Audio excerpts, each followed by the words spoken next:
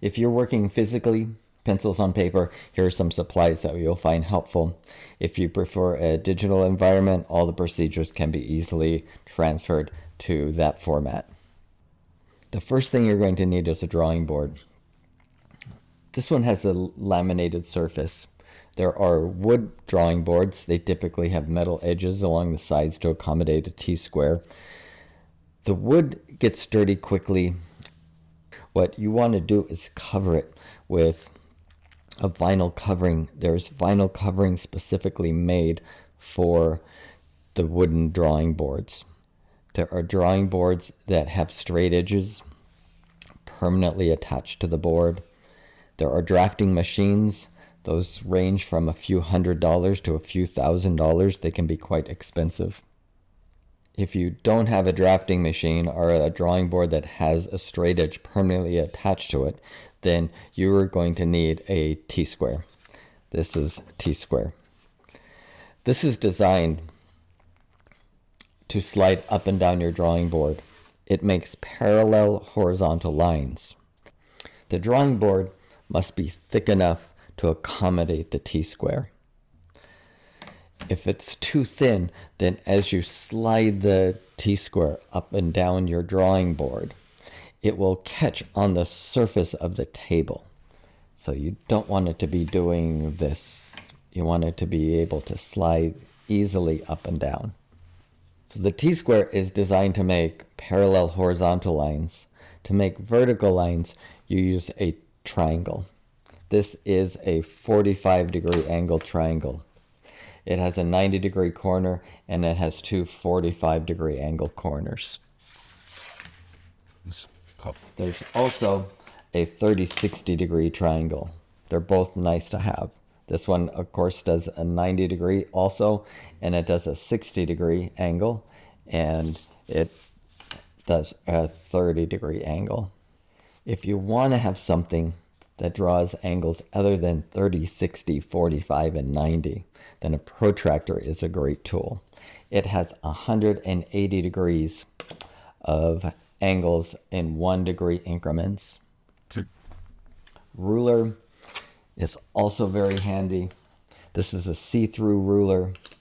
It has inches as its unit of measurement. They come in all kinds of different units of measurements. I'm just going to be speaking in terms of units. Paper, of course. You want to line your paper up with the bottom of the T-square.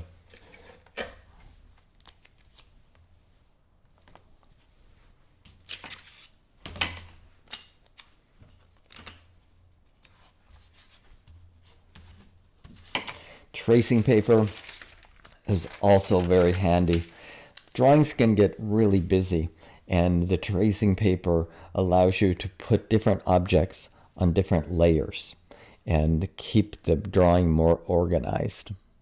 Another way of keeping it organized is just through the use of colored pencils. Color coding your lines and objects you are drawing keep the drawing from getting too confusing also. We need to draw circles every now and then. Got a compass, of course, is the best tool for that. If you need larger circles than the compass will make, there's a tool for that. It's called a beam compass or a compass rule. You can just adjust these to make as large as small circles as you would like. This is called an erasing shield. It's like a mask for your eraser. It has the different shapes cut out in it. So if you drew a line, and then another line, and they overlap a little bit, and you didn't want that excess lines come. You wanted a nice clean corner, but it's hard to get a nice clean corner if you just use this big eraser. So you find a proper hole, and then you can just erase, and you get a nice, like, clean corner.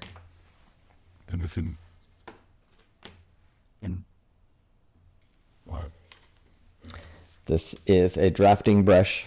These are very handy to get that eraser dust off of your drawing board. Better than wiping it off with your hand, which can smear the drawing and leave some oil from your hands onto your drawing surface. So those are the main pieces of equipment.